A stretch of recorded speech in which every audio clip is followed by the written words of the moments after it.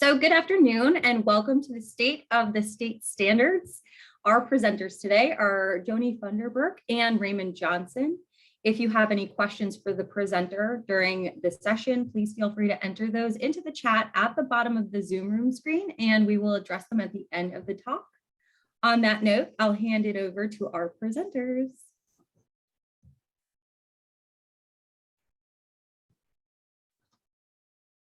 Well, thank you very much. Thank you, everybody, for being here. It's great to see all of you. And I'm excited, along with Raymond, to present an update to you on the state of the Colorado academic standards.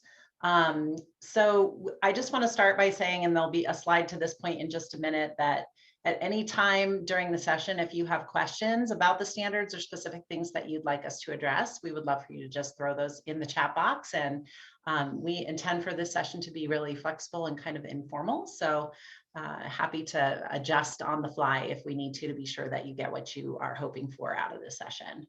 So I think we'll start with introductions. If Raymond, you can move us to the next slide.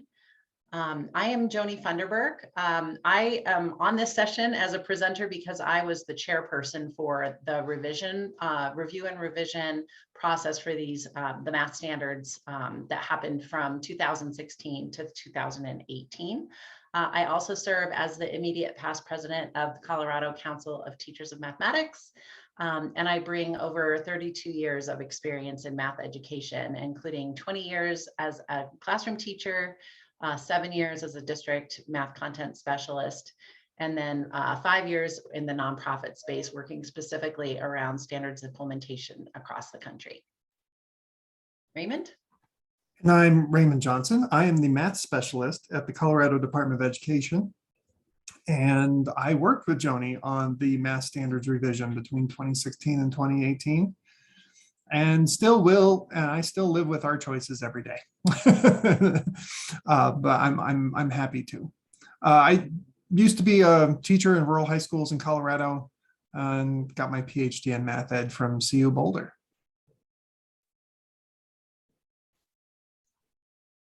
Awesome. So like we said, we want this to be informal, and we welcome you to unmute and ask your questions or place questions in the chat box at any time.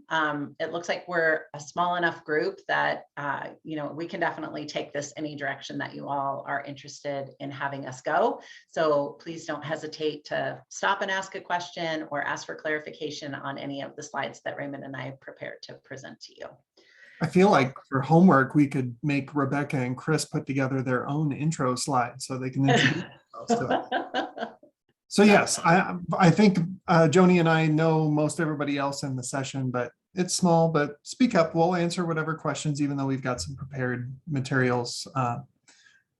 It's nice to get conversational as the group gets smaller. Yeah, and on that note, I'm just curious, I would love if folks want to unmute and share an answer to this question. I'm just curious about how familiar you all are with the standards already. I mean, we have this, the first section is to point out some of the major features and big ideas that are built into the revision, but I'm just curious if this is information that everybody already knows. We can certainly go into different conversation. So what do you already know about the current Colorado academic standards? Not enough. Good answer, Rebecca. You're in the right spot. I want to say the same thing. Not enough. I want to get updated on, because I'm geared towards taking over all our pre-service elementary math content courses in the department again. So I want to align them carefully with some standards and stuff like that. Awesome. Same here, not enough. So yeah. And Chris and Rebecca, where are you from? I'm at MSU Denver. Okay. I'm at Colorado School of Mines. Wonderful. Awesome. Okay, well then I think this next section that we have prepared, I'll slow down a little bit, because I think this is going to be maybe the most important information that I think that you all need. There's, of course, you expect that the standards contain some content, and you will see the content in the standards, but there are also some additional features to the new document that the revision committee was very intentional about, that I think will be particularly helpful in helping you all understand what's available.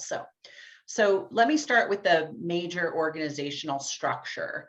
And I have a screenshot here on the right. I realize that text is pretty small, but I really want to just point you to the places in that screenshot. This is just one sample page from the math standards. This is a fifth grade page from the number and operations fractions portion of the fifth grade standards. So the overarching organization happens through what we call the standards, and you'll see in the orange strip at the top of that screenshot where it says fifth grade on the right, standard 1, number and quantity. So the term standards refers to those overarching large buckets. So for example, number and quantity is a standard, algebra might be a standard, geometry, statistics and probability. Those get the label of standards in the hierarchy. Next, I'm gonna interrupt Joanie real quick here. It gets confusing because very rarely do people make those buckets, like just colloquially when we talk about the standards, we're not just talking about those specific things. So for your own purposes, and if you're working with pre-service teachers, feel free to call them like standards categories or standards topics. It's that seems to resolve some people's confusion. Who knows? Maybe CD will change its ways someday and label those something else. Yeah, there definitely is confusion. I think people are most used to standards being what we're calling evidence outcomes here, kind of down at that third level. Okay, so within each of those overarching buckets, there are some smaller big ideas that we're calling the grade level expectations. So on this screenshot, you can see two sort of narrow boxes at the top where you see 5 NBTA, number and operation base 10, blah, blah, blah. And then you see 5 NBTB, number and operation base 10, blah, blah, blah. And then the larger box has actually opened up a new one of those, 5 NFA, which is a little bit down where it says grade level expectation. So that's kind of the next level of hierarchy. We're still talking about big ideas, but big ideas under the bigger bucket of the standard number and quantity. So in this particular example, the grade level expectation that is in the larger rectangular box is number and operations fractions. Use equivalent fractions as a strategy to add and subtract fractions.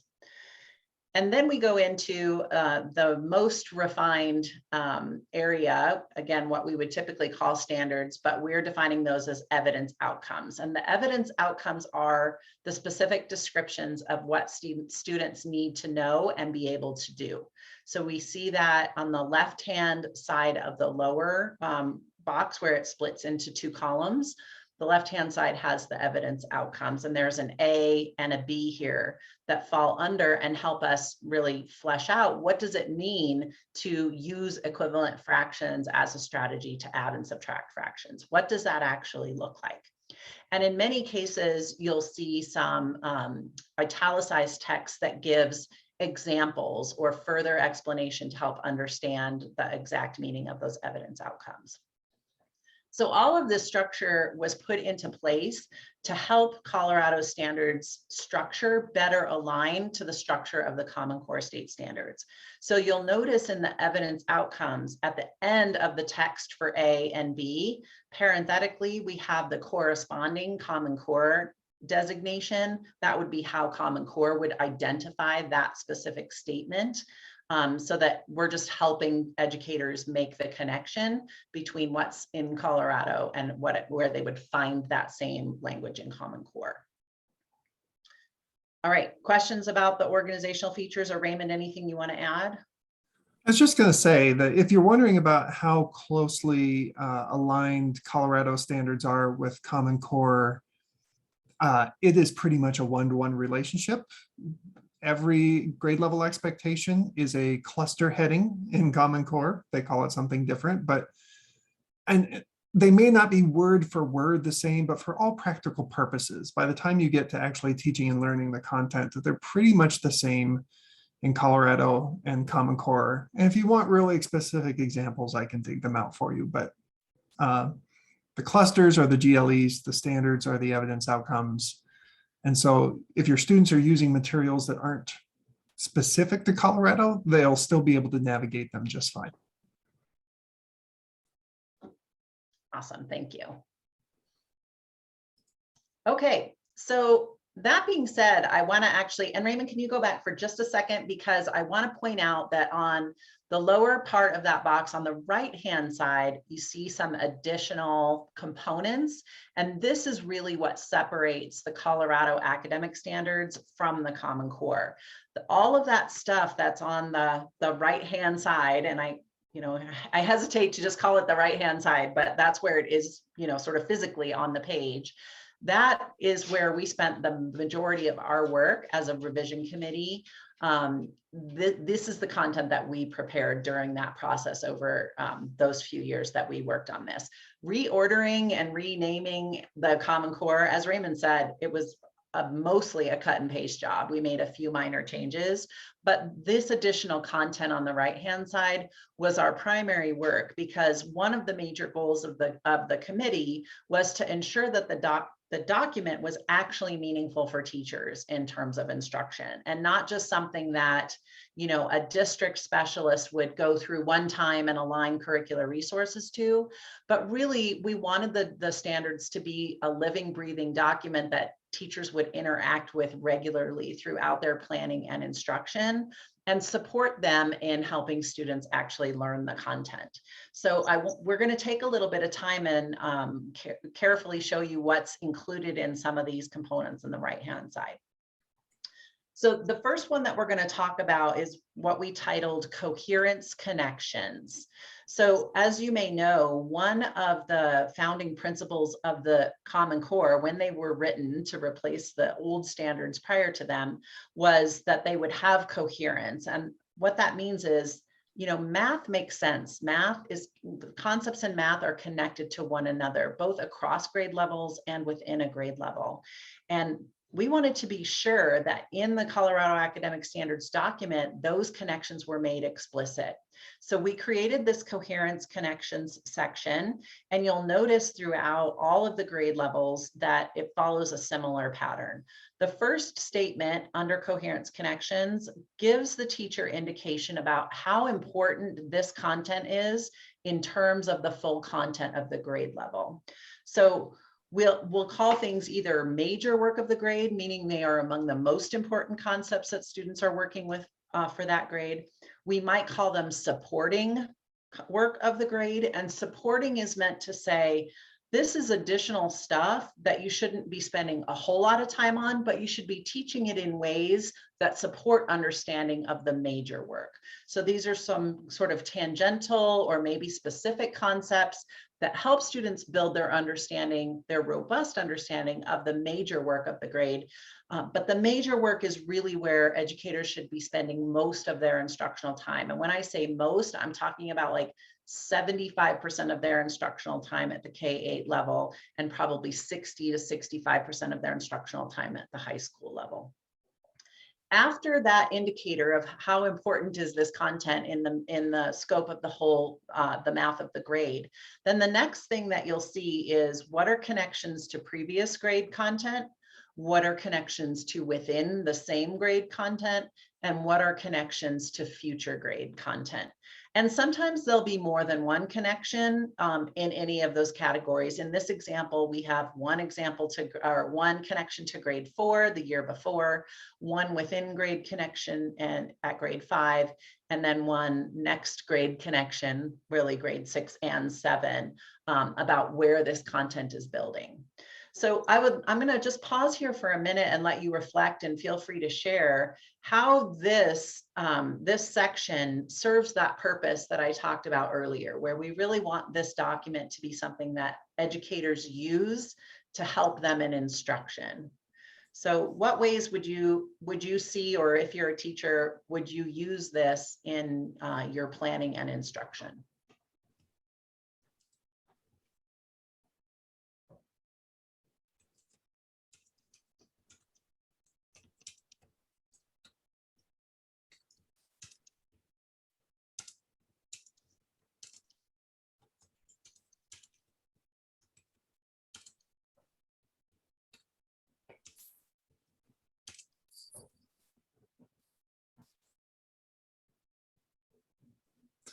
one thing I thought about adding, Joni, sometimes people ask me for examples of like, well, how do you decide what's major work versus something else?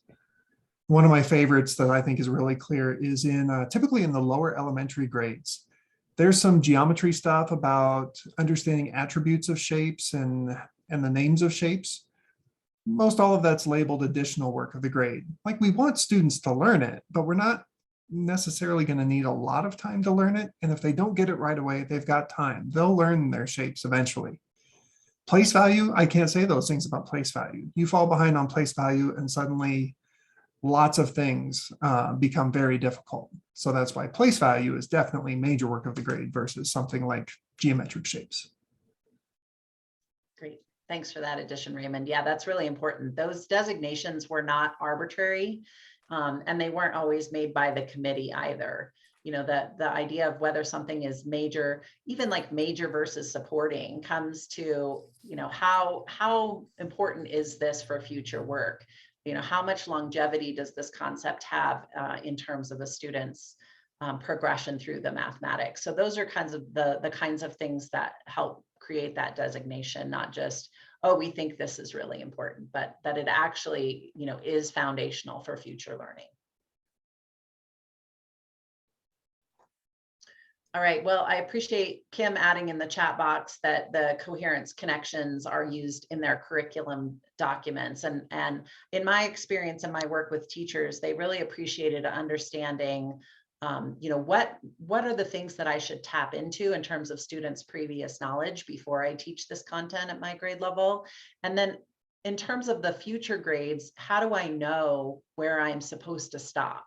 You know, when you think about something like operations with fractions, there are clear delineations in certain grade levels about what students are supposed to know and be able to do by the end of that grade level. So it's helpful for a teacher to know, you know, this is what's included in this evidence outcome at this grade level, and here's where it's going. So they know that that wasn't just forgotten or that it's not assumed in the language of the standard, but it helps kind of define like what's the scope for this particular grade level. So we thought we might take a minute here, and I know Raymond just shared in the chat box the links to either the interactive online version of the standards or a traditional PDF version.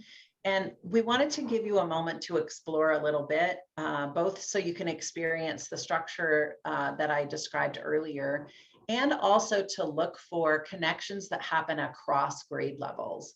So in our planning, we came up with these 4 topics where we know there's very intentional development of ideas across grade levels. We would encourage you to pick one of these if it interests you, or pick a different topic that might interest you, and look for that topic across multiple grade levels. Read the evidence outcomes, maybe think about reading the Coherence Connections. We just want to give you a moment to sort of see the progression of ideas over time that isn't as obvious when you just look at a single page. So Raymond, what did we say? We'd take maybe 5 minutes or so here to let people do a little bit of digging, and then we'll see. Yeah, 4 or 5 minutes sounds okay. Let us know in the chat if like if you find all 4 of our examples and others and it only takes you 3 minutes, then congratulations and we'll move on.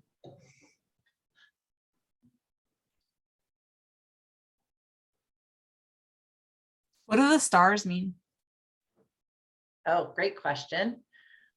Do you want me to answer that now? Maybe I'll wait a minute. Let's table that question and we'll let people explore, and I'll answer that one in just a little bit.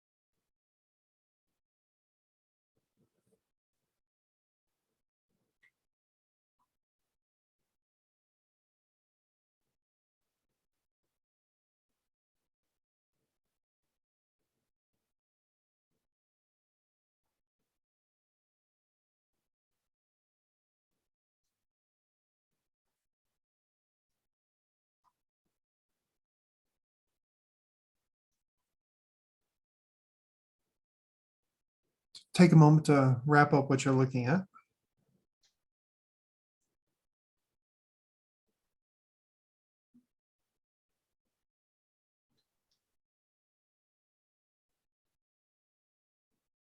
And as you do that, I'll share a bit of conversation that Joanie and I had while planning this session. And I think for every one of these examples, we had examples of teachers who maybe didn't see or didn't quite understand the connection over time. And they sort of fall into the trap of expecting mastery too early.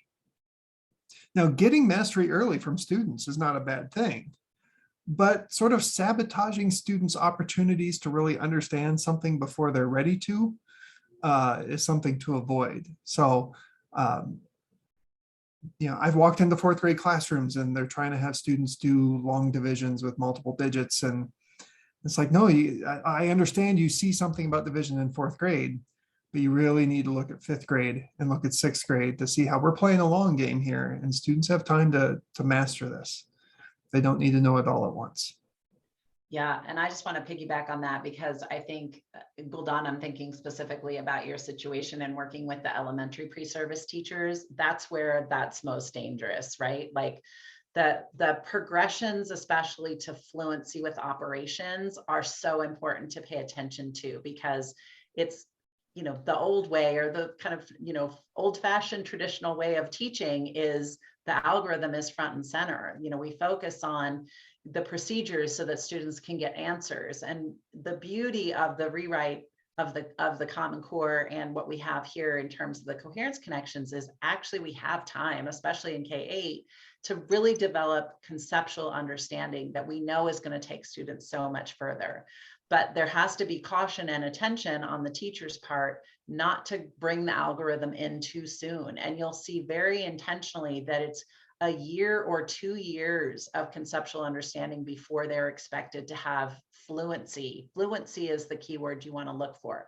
That's when the algorithm should be in place, and they should be, yes, getting efficient with their strategies and relatively speedy with their understanding and answer getting. But really common, even still, 12 years into this, to go too quickly to the algorithm. And it's very hard to recapture that opportunity to build conceptual understanding once students know the algorithm. And oftentimes parents can be a problem, unintentional problem there, where they try to teach their kids, well, quit doing it the way your teacher says, here's how you do it. And they teach the algorithm too soon. So especially at the elementary level, that's super important. Aside from, I'm sorry, go ahead. No, I was just going to say that's why we sometimes introduce different number systems so that they can disengage. Okay, we're in base 5. How do we add? Let's think about that kind of stuff, algorithms and multiply, and it gets at, okay, it's a different world now. What are you going to do? Yes, I love that. Yeah, and actually you're right, because sometimes it's our own knowledge too, right? Like we can't remember what did we do when we didn't know the algorithm, because we do know it. It's just been such a part of how we think mathematically that it's hard to remember what it's like to not know it. So part of the value of having strong curriculum materials is that if you weren't exposed to some of the better methods in your own experience, and you don't remember them, hopefully you have materials that can help you pace things properly with the right kinds of activities. So I'll come back to the question about the stars, and you may have noticed some plus signs in some of the high school standards as well, or evidence outcomes, I should say. Did anybody have any aha moments or any observations as you were looking for connections over time that you'd like to share with the group?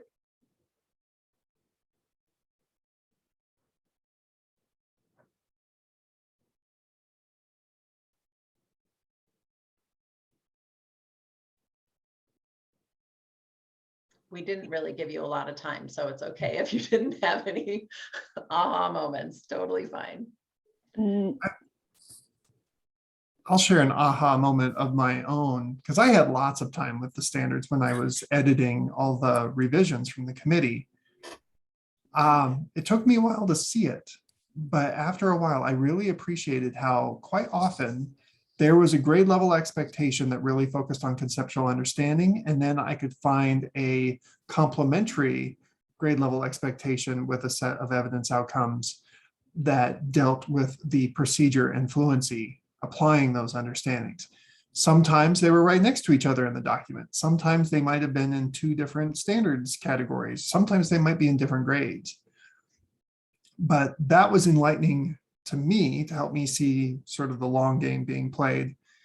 And also, in my experience working with teachers, I prefer having them look for things like that in the standards rather than some other standards unpacking exercises that you might have experienced yourself or heard promoted. If you've had really good experiences with sort of like the sentence diagramming approach to standards where you're highlighting different verbs and nouns and that, if you can facilitate that really well, more power to you. But usually I have really limited time with teachers, and I think looking for those procedural to or conceptual to procedural progressions in the standards is a better use of the time I have with teachers.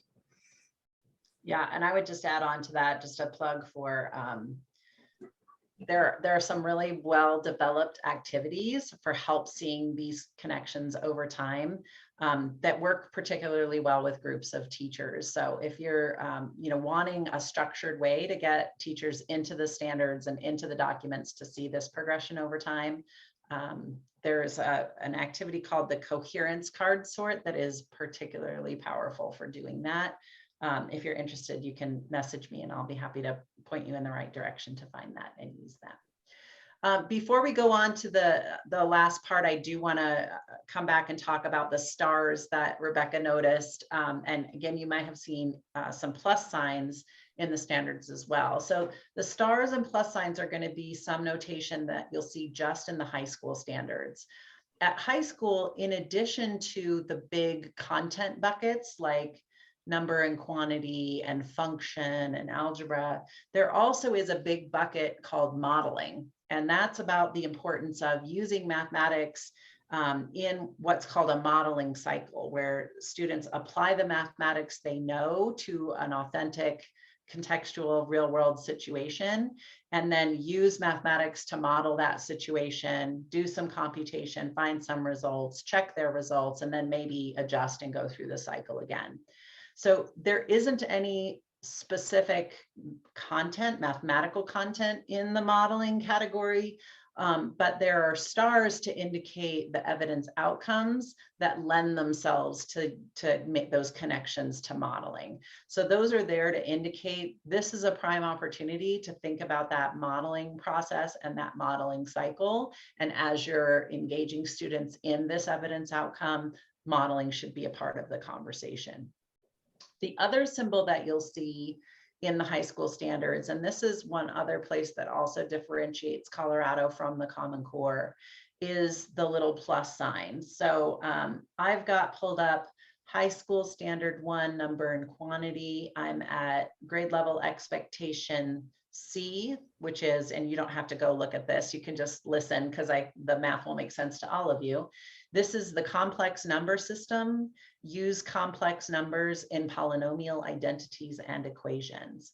When you get into the evidence outcomes, there are 3. The first says to solve quadratic equations with real coefficients that have complex solutions. You could all see that that would be using complex numbers.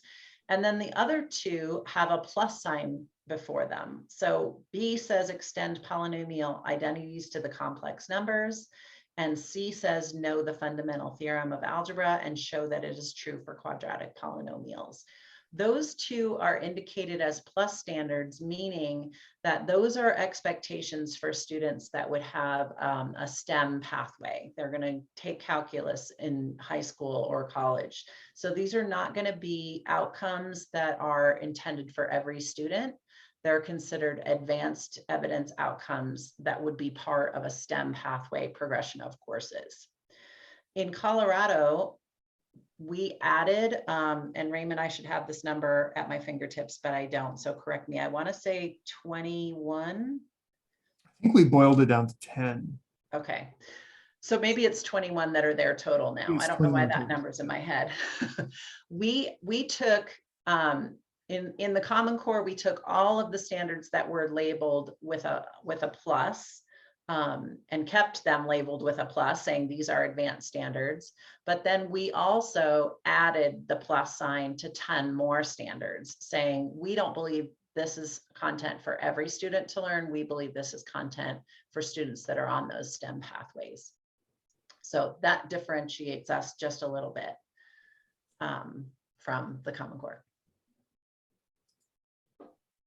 All right, so let me move on and share one more component of the sort of right-hand side of the work that the revision committee did. And this is what we called inquiry questions. Now, each evidence or each GLE has at least one, or at least maybe everyone, no, they don't all have two, at least one inquiry question that is written as a question that could be presented to students. However, these could also be great questions for teachers to talk about together as they're working in a PLC, or as they're working in a vertical team to understand the mathematics and how it progresses. The idea behind the inquiry questions was to give a specific question. It could be used for formative or summative assessment, but that really got at the depth of understanding of that grade level expectation as well. To provide, again, another classroom resource for educators to use, both to understand the standards themselves and to be sure that students are understanding it to the right level of depth and rigor. So our example from the fractions page that I've been pulling off of, these would be the two inquiry questions that correspond with that grade level expectation. Any questions about those, or additions about how those are used or intended?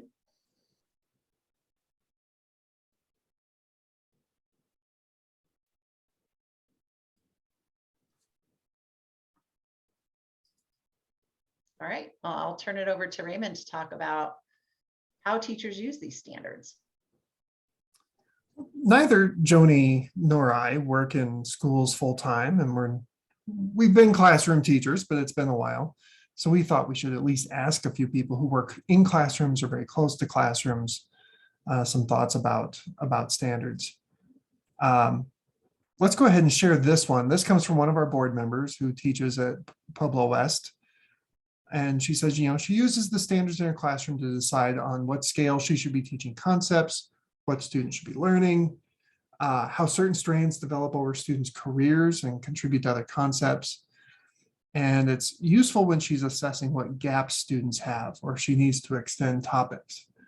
And her mention of gaps, I wanted to put a link into the chat here.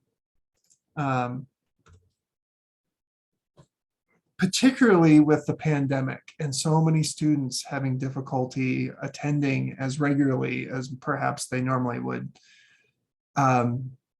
This need to understand where students are having gaps and what needs to be done about it is a big deal. So I won't take time to explain it now. Hopefully I've explained it well enough on that webpage. But you know, if you understand the standards really well, you can see some gaps. But then I also built this tool to sort of assess content coverage over a grade and get an idea of how many future learning opportunities might be at risk if you don't get enough coverage now. So that's a tool you can check out later. But yeah, when we're talking about gaps in learning, the standards are there to help us structure those kinds of conversations and find the right activities to fill them. Kim wrote this one, and Kim's here. Can we put you on the spot, Kim, to summarize a bit? You don't have to read what you wrote, but if you just want to summarize a little bit how you're using standards. I think I alluded a little bit to the coherence connections in the chat, but those pieces are hugely instrumental in helping teachers understand the progression and kind of I can stay in my lane. I don't have to teach all of the grade level before, and I don't have to teach all of the grade level. It helps them live right in that moment, yet see opportunities for differentiation. So we use that piece a lot. The other one are the other pieces that we really love are the academic context and connection, where they outline the essential skills, ways that we can connect that particular content to those 21st century skills. And then those connections to the prepared graduates, the math practice standards, are huge. We hear all about the math practice standards over and over and over again, but what the authors of the Colorado Academic Standards is take that particular piece of content or that standard and put those math practices into that context. And that, I think that's one of the most beneficial pieces for teachers and for content specialists to use. And then also the major work of the grade, those plus standards and the stars for modeling have been helpful. Thanks, Kim. And we want to leave some time for more discussion and questions here at the end. So we'll just talk quickly about what might be in line for the next revision of the Colorado Academic Standards. Now, here in Colorado, state law says that the State Board of Education has to review and revise the standards every 6 years. And there was an adjustment to go from revising all standards at once to staggering them out. And in that stagger, math got shuffled, and it will be next adopted by the State Board of Education in 2026. So for the year and a half prior to that, we'll be, convening committees and taking feedback and trying to make the standards better. But that doesn't mean that people aren't already talking about what they'd like to see in a future revision. A lot of people talk about high school, and this indicates that there are some problems at high school, but it also indicates that there are very few problems that people are complaining about in elementary and middle school. The elementary standards, if you really spend a lot of time with them, there's some real gems in there. They were thought out quite well. I mean, nothing's perfect, but in general, math education, we know a whole lot more about the teaching and learning of elementary mathematics than high school mathematics. And so high school is not as polished as elementary, and sometimes it's a little bit difficult to use. For example, they're just laid out as high school standards, not grade 9, grade 10, grade 11, grade 12. So all that structure with the grade levels for looking for cross-grade coherence and learning progressions, it's hard to see. And in some cases, you wonder if it's really there. Sometimes there are standards that appear in multiple courses. And so it's like, well, what's the learning progression of that? Am I supposed to teach it the same way in Algebra 1 or Algebra 2? Like, what makes it different in different courses?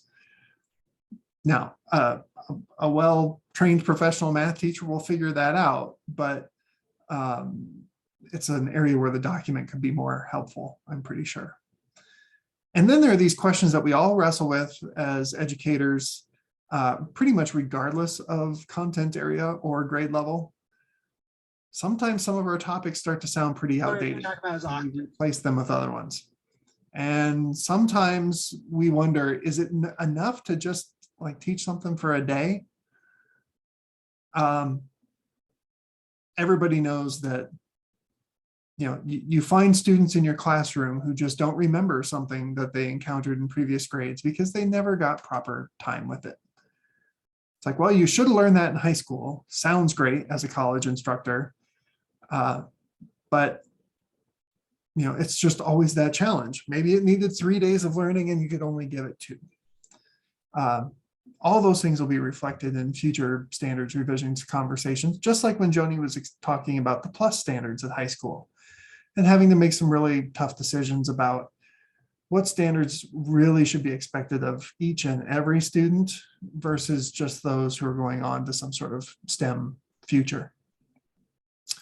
The other thing I'll mention about potential future revisions is state law says Colorado should aim to have a seamless system of standards across P12 and higher education. And there are seams in there, and some of them are kind of bumpy. it's tricky to write standards for juniors and seniors in high school when at that age, they should be tailoring their educational experiences to guide them into the possible futures that they see for themselves. So NCTM's on board with this too. NCTM says, there is a core amount of essential learning that should happen with high school students over their first 2 or 3 years of high school. But then those last few, like everyone should have 4 years of math, but that last year, year and a half, 2 years should be dependent on where they're going to go after high school. The other grades don't have to worry about that. And frankly, the Common Core standards don't have a very broad vision for all the things high school students might do. Now, if you're a college math professor and you want math majors, if students come in knowing everything the Common Core says in high school, they're probably well prepared for you. But not everybody turns into math majors. I don't know why, but not everybody does. Mixed in there is like career and technical education. I just worked on that a couple of weeks ago. They had me look at all of the different Autodesk certifications for 6 different pieces of software and trying to figure out where in the math standards are we preparing students to pursue those sorts of industry certifications. And there were lots of good ones to find there, but not necessarily from the high school standards. It was lots of good stuff about volume and composite shapes and things that are frankly done in elementary and middle school. So that could be better. And I know to varying degrees, the colleges and universities across Colorado have worked on creating these different pathways. I know the Math Pathway Task Force was wrapping up in 2016 when I got hired at CDE. I know the implementation of that is uneven across the state, but still it exists. A lot of people thought it was a good idea. And right now we're still feeling that tension where higher ed's not sure if they should do something that K-12 is not ready for. And K-12 is not sure that they should take a risk and do something that higher ed's not ready for. So even something as simple as letting students take a statistics class for high school graduation requirements. Well, the HERE recommendations for higher ed don't use the word statistics. It says algebra and geometry. And so people get nervous that we're going to teach a class to high school kids that higher ed's not going to value. And those are policy matters, and it shouldn't be that hard to work them out, but yet there's a lot at stake. And so we want to tread carefully there. So that's what I'll say about the future standards revisions. And we still have about 10 minutes left. So I'm interested in your thoughts and questions, different takeaways that you might have from the session or things you still want to know about, either for yourself or on behalf of students that you work with. And everyone's free to unmute and share. I mean, this for me, looking at this kind of gives me a great idea of how to organize the content within the 3 courses that I'm going to work on this summer to see the connections that I can actually show students. This is why we're learning this content. Look how many places it appears as major area or sporting area. I really like that connection piece right there. And then inquiry, I can see myself actually starting the conversation with those inquiry questions in my math classes. Like, oh, let's explore this actually. This is going to be what we're going to do. My question to you all, I know this modeling work is happening at the maybe high school level, but is there something coming up in the elementary level modeling requirements or standards at some point that's gonna? Well, it's perhaps not the cleanest presentation in the Common Core standards, because they made a big deal out of modeling, but they didn't put everything in one place. Yeah. So we have a standard for mathematical practice 4, model with mathematics, that applies to every grade. But then on top of that, you'll find evidence outcomes and grade level expectations from K-8 that use the word modeling. Mm-hmm. And we use that word even on CMAS. And so it's something, you know, and you might ask like, well, what kind of mathematical model are students using in elementary? Well, sometimes just writing down an expression that adds quantities together is essentially a simple mathematical model representing hopefully something in the real world. Then when you get to high school, it's like, okay, we're not just going to leave modeling as a practice. We're not just going to use the word modeling in standards. We're going to add this star thing to sort of have this category without a category of modeling to label these different expectations. So it's there. Like I said, maybe it's not the cleanest presentation. I don't know if this is answering your question, Goldan, but it's nice that there's some other resources out there in addition to the standards that probably clarify this further, like the GAME report. Gamey. I can never remember what the acronym stands for, but the modeling report.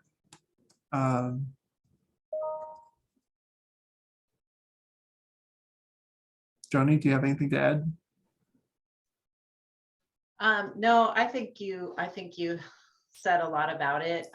When I was at Student Achievement Partners, we had lots of conversation around mathematical modeling, but it was primarily at the high school level. And, you know, my understanding from the writers of the math standards, it was that K-8 was about building up robust understanding of the mathematics, and high school is about applying all of those things that we learned, right? So this idea of a modeling cycle really didn't apply earlier. And that's why the modeling in the standards for mathematical practice, the modeling with mathematics was intended to, you know, be applied to the K-8 and then separate for high school. I'm going to throw this link in the chat box for you, Guldan, because you might find this helpful. We did a webinar in February of 2018.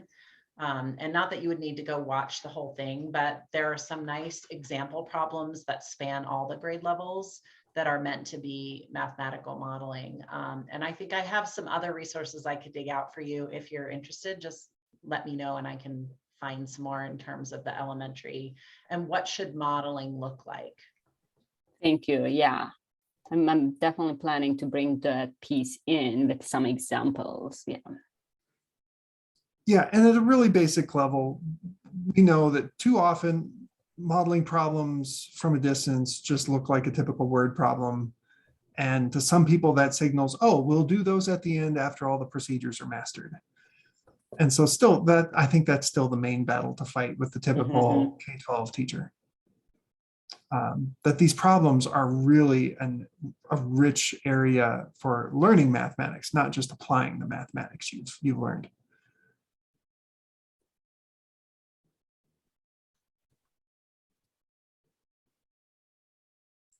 All right.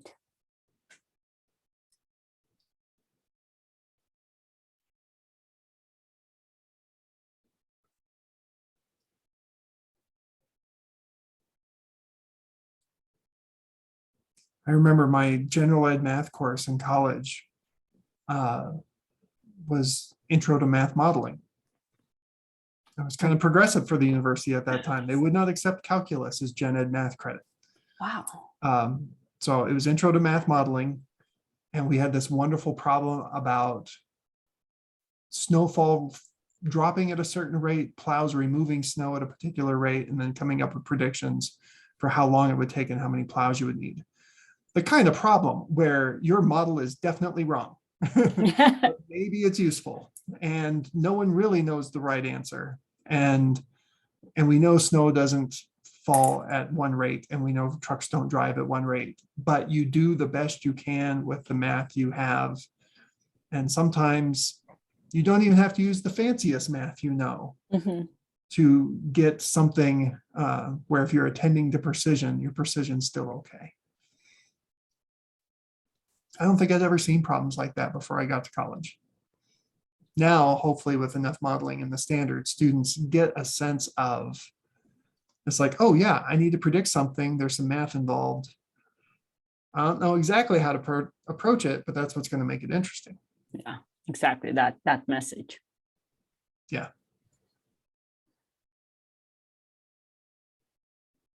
I see Mary's here. I took I that from know. Greg Dotseth. I wonder if she took the same class. We went to college together.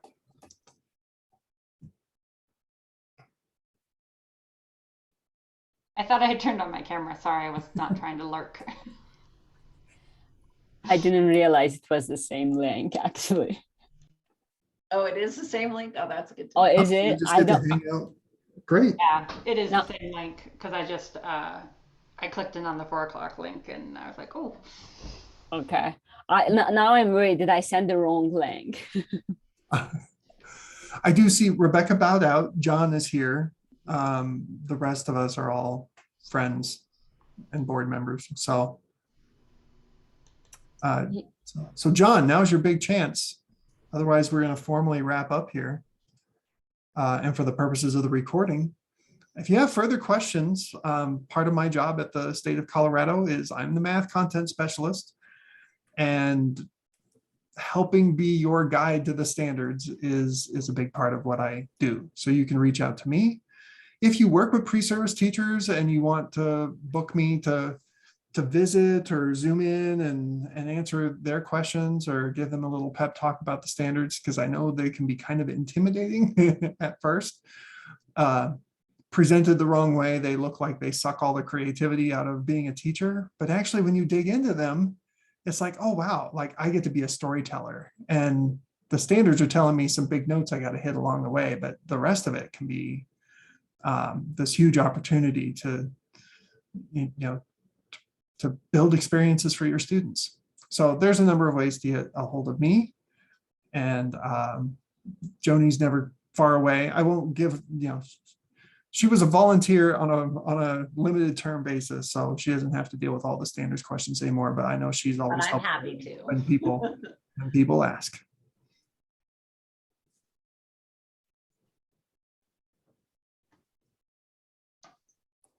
Well, it looks like we're out of time. Thank you, Joanie and Raymond, for all the valuable information you shared with us today. If you have any remaining questions, feel free to stop by the Hawks virtual booth to speak with a member of our Hawks team. The next session will begin in 5 minutes. You can view the chat. I'll post in a second here for the meeting room links or access to the conference website for a complete list of sessions and their descriptions. While accessing the conference website, don't forget to swing by the virtual booth to say hi to your Hawks team. Here you can view a quick 5-minute demo and be entered to win a $50 Amazon gift card. We'll see you at the next session. Thanks so much, everyone. Thank you.